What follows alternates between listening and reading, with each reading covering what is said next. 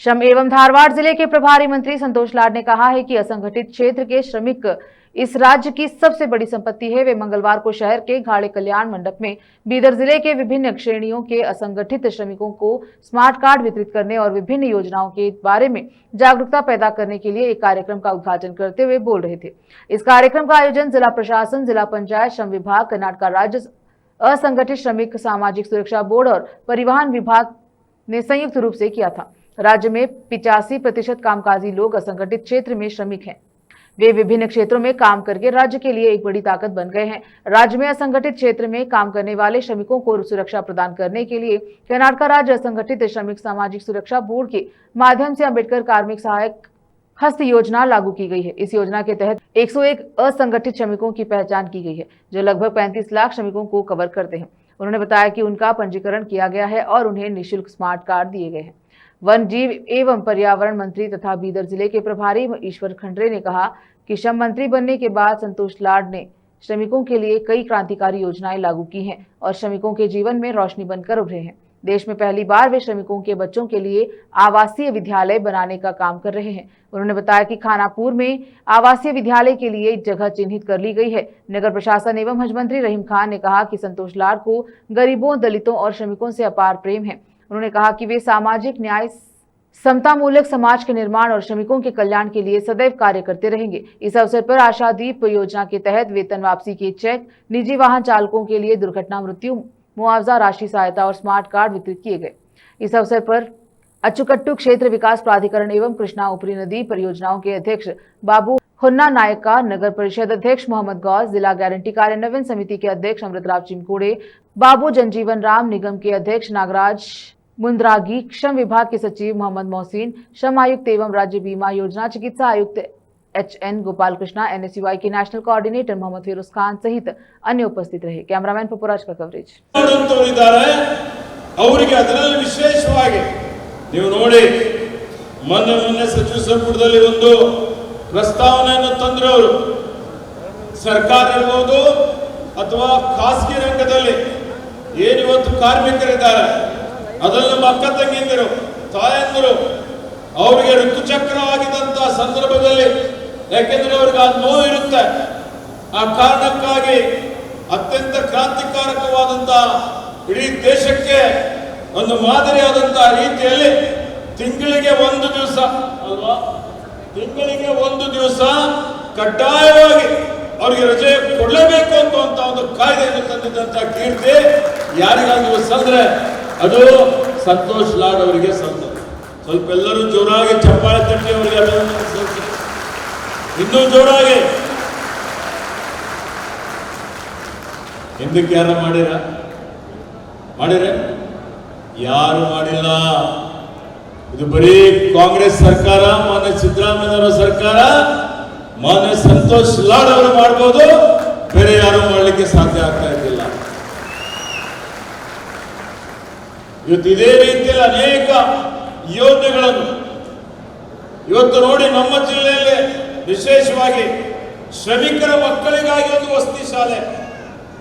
ನಾವು ಹಿಂದೆ ಕಾರ್ಮಿಕ ಇಲಾಖೆಯಿಂದ ವಸತಿ ಶಾಲೆಯನ್ನು ಪ್ರಾರಂಭ ಮಾಡಬಹುದು ಅಂತ ಹೇಳಿ ಯಾರಿಗಾರ ಗೊತ್ತಿಲ್ಲ, ಏನಾದ್ರೆ ಯಾರಿಗೂ ಗೊತ್ತಿದ್ದಿಲ್ಲ. ಆದರೆ ಸಚಿವ ಸಂಪುಟದಲ್ಲಿ ಪ್ರಸ್ತಾವನೆ ತಂದ್ರು, ನಾನು ರಹೀಮ್ ಖಾನ್ ನೋಡ್ತಾ ಇದ್ದೇವೆ. ಇವತ್ತು ಸುಮಾರು ನಮ್ಮ ಜಿಲ್ಲೆ ಸೇರಿಕೊಂಡು ಒಂದೊಂದು ವಸತಿ ಶಾಲೆಗೆ 30 ರಿಂದ 35 ಕೋಟಿ, ಅಂದ್ರೆ ಅವರಿಗೆ ಎಲ್ಲಾ ರೀತಿಯ ಏನು ಶ್ರೀಮಂತರ ಮಕ್ಕಳು, ನಮ್ಮ ಮಕ್ಕಳು ಯಾವ ಪಬ್ಲಿಕ್ ಶಾಲೆಯಲ್ಲಿ ವಿದ್ಯಾಭ್ಯಾಸ ಮಾಡ್ತಾರೆ ಅದಕ್ಕಿಂತಲೂ ಉತ್ತಮವಾದಂತಹ ಮೂಲಭೂತ ಸೌಕರ್ಯಗಳು ಇರಬೇಕು. ಸಾವಿರಾರು ಸಂಖ್ಯೆಯಲ್ಲಿ ಎಸ್ಪೆಷಲಿ ಬಡವರು ಬರಬೇಕಂದ್ರೂ ನಮ್ಮ ಸಂತೋಷ್ ಲಾಡ್ ಅವರಿಗೆ ನೋಡಲಿಕ್ಕೆ ಮತ್ತು ಅವ್ರ ಸಮಸ್ಯೆ ಹೇಳಲಿಕ್ಕೆ ತಾವೆಲ್ಲರೂ ಬಂದಿದ್ರಿ. ಅದ್ರ ಸಲುವಾಗಿ ತಾವು ಎಲ್ಲರಿಗೆ ನಾನು ತುಂಬ ಧನ್ಯವಾದ ಹೇಳ್ತೇನೆ. ಯಾಕಂದರೆ ಈ ಸ್ಕೀಮ್ ಬಗ್ಗೆ ಹೀಗೆ ಈಶ್ವರ್ ಖಂಡ್ರೆ ಅವರು ಮತ್ತು ಕಮಿಷನರ್ ಅವರು ಹೇಳಿದ್ದಾರೆ, ಮತ್ತೆ ಸಂತೋಷ್ ಲಾಡ್ ಅವರು ಹೇಳ್ತಾರೆ. ನಿಜವಾಗ್ಲೂ ಅವರು ಬಡವರ ಸಲುವಾಗಿ ಸುಮಾರು ಸ್ಕೀಮ್ ತಂದಿದ್ದಾರೆ. ಮತ್ತೆ ಮುಂದೆ ಸುಮಾರು ಅವ್ರ ಮೈಂಡ್ನಲ್ಲಿ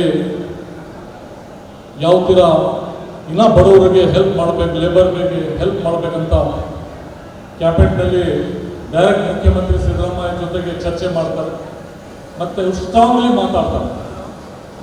ನಿಮ್ಮ ಸಲಗೆ ಬಡವ್ರ ಸಲಗೆ ಇಡೀ ಕರ್ನಾಟಕ ಸ್ಟೇಟ್ನಲ್ಲಿ ಬಡವರು ಆಗಲಿ, ದಲಿತ ಆಗಲಿ, ಮೈನಾರಿಟಿ ಆಗಲಿ, ಬ್ಯಾಕ್ವರ್ಡ್ಸ್ ಆಗಲಿ, ಮತ್ತು ಬಾಬಾ ಸಾಹೇಬ್ ಅಂಬೇಡ್ಕರ್ ಏನು ಹೇಳಿದ್ದಾರೆ ಆ ಸಂವಿಧಾನ ಬಗ್ಗೆ, ಈಕ್ವಾಲಿಟಿ ಬಗ್ಗೆ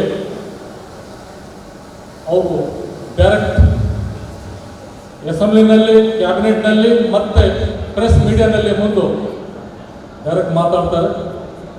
ಅವರೊಬ್ಬರು ನಮ್ಮ ಇಡೀ ಕರ್ನಾಟಕದಲ್ಲಿ ಬ್ಯಾಕ್ವರ್ಡ್ ಲೀಡರ್ ಅಂತ ಅವರಿಗೆ ಐಡೆಂಟಿಫೈ ಮಾಡಿದ್ದಾರೆ, ಎಲ್ಲರೂ ಬಡವರು ಲೀಡರ್ ಅಂತ ಐಡೆಂಟಿಫೈ ಮಾಡಿದ್ದಾರೆ. ಅದ್ರ ಸಲಗೆ ಸಂತೋಷ್ ಲಾಡ್ ಅವರಿಗೆ ನಾನು ತುಂಬ ಧನ್ಯವಾದ ಹೇಳ್ತೇನೆ. ಸುಮಾರು ಇಡೀ ಕರ್ನಾಟಕ ಸ್ಟೇಟ್ನಲ್ಲಿ ಬಡವರ ಸಲಗೆ, ಅವ್ರ ಮಕ್ಕಳು ಭವಿಷ್ಯ ಸಲಗೆ ಇಷ್ಟು ದೊಡ್ಡ ಸಂಖ್ಯೆಯಲ್ಲಿ ತಾವೆಲ್ಲ ಇಲ್ಲಿ ಸೇರಿದ್ದೀರಿ. ನನ್ನ ವೈಯಕ್ತಿಕವಾಗಿ ವೇದಿಕೆ ಮೇಲಿರ್ತಕ್ಕಂಥ ಎಲ್ಲ ಮುಖಂಡರ ಪರವಾಗಿ, ಸರ್ಕಾರದ ಪರವಾಗಿ ನಿಮ್ಮೆಲ್ಲರಿಗೆ ನಾನು ಪುನಃ ಮತ್ತೊಮ್ಮೆ ಸ್ವಾಗತವನ್ನು ಮಾಡ್ತೇನೆ. ಸಂದರ್ಭದಲ್ಲಿ ಬಯಸ್ತೀನಿ. ನಮ್ಮ ಸರ್ಕಾರ ಆಗಿ 2.5 ವರ್ಷ ಆಗ್ಲಿಕ್ಕೆ ಬಂತು. ನಮ್ಮ ಇಲಾಖೆಯಿಂದ ಮಾಡಿರ್ತಕ್ಕಂಥ ಕಾರ್ಯಕ್ರಮನ, ಅದರ ಜೊತೆಗೆ ನಮ್ಮ ಈಶ್ವರ ಖಂಡ್ರೆ ಸಾಹೇಬ್ರು ಹೇಳ್ತಕ್ಕಂಥ ನಿಜ ಇದೆ.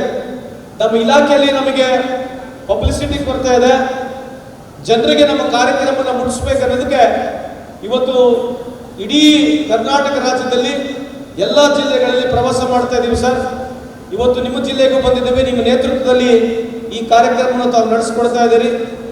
ಇದು ಪ್ರಪ್ರಥಮವಾಗಿ ಮಾಡಿರ್ತಕ್ಕಂಥ ಕೆಲವು ಕಾರ್ಯಕ್ರಮಗಳು, ಹೊಸದಾಗಿ ನಮ್ಮ ಸರ್ಕಾರ ಬಂದಂತ ಮಾಡಿರ್ತಕ್ಕಂಥ ಕಾರ್ಯಕ್ರಮಗಳನ್ನ ತಮ್ಮ ಗಮನಕ್ಕೆ ನಾನು ಇಲ್ಲಿ ತರಲಿಕ್ಕೆ ಬಯಸ್ತಾ ಇದ್ದೀನಿ. ಇವತ್ತು ಎಲ್ಲರಿಗಿಂತ ವಿಶೇಷವಾಗಿ ತಾವೇ ಮಾತನಾಡಿದ್ರಿ ಈ ಗಿಗ್ ಬಿಲ್ ಅಂತಕ್ಕಂಥದ್ದು.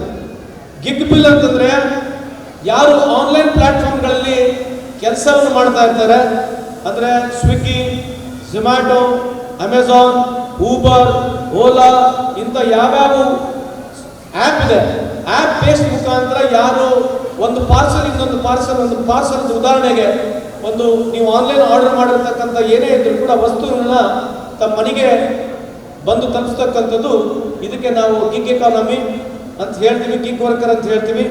ಇಂಥ ಒಂದು ಗಿಗ್ ಬಿಲ್ಲನ್ನ ಇಡೀ ಭಾರತ ದೇಶದಲ್ಲಿ ಪ್ರಪ್ರಥಮವರೆಗೆ ಕರ್ನಾಟಕ ರಾಜ್ಯದಲ್ಲಿ ಇದೆ. ಅದಿದ್ರೆ ನಮ್ಮ ಕಾಂಗ್ರೆಸ್ ಸರ್ಕಾರ, ಸನ್ಮಾನ್ಯ ಸಿದ್ದರಾಮಯ್ಯ ಸರ್ಕಾರ ಅಂತ ಈ ಸಂದರ್ಭಕ್ಕೆ ಕೇಳಲಿಕ್ಕೆ ಇಚ್ಛೆ ಬಯಸ್ತೇನೆ.